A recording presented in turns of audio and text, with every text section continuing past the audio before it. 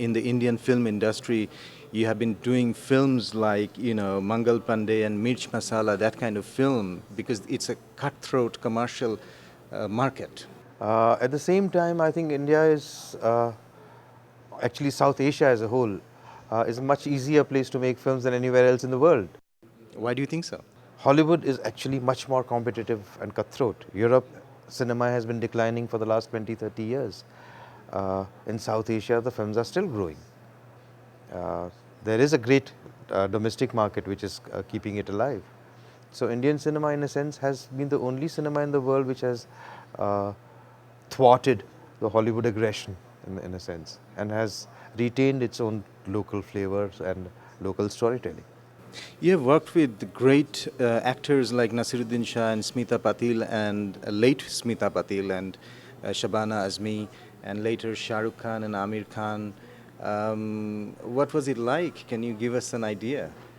In filmmaking, it is all about passion and how much passion do you bring on the table. And all these actors are extremely passionate people about their work and their art. And so it was a great pleasure working with all of these. Nasir, Smita, Om were great actors in the 80s who really changed the face of Indian cinema. Shah Rukh and Amir are also completely dedicated film actors who give more than 100% every time they come in front of the camera. So it has been a great learning curve and a great pleasure being a filmmaker in India. How optimistic are you about the future of South Asian film as a whole, and also Indian movie? I'm extremely optimistic. I think the technology has changed dramatically over the last 10 years. We have been absorbing technology at a very, very rapid pace. A whole new generation of filmmakers has come in, which is experimenting, which is becoming courageous, which has shed all the inhibitions of the past, which is looking at reaching out to the global audiences. So I think some very exciting cinema is expected in the next few years. What project are you working on at the moment? I'm working on an Indo-British-French co-production. It's a film about, it's a film called Noor, about an Indian princess who became a British spy and fought with the French resistance during the Second World War. This is based on a true story? It's based on a true story. So when do we expect to see next the film?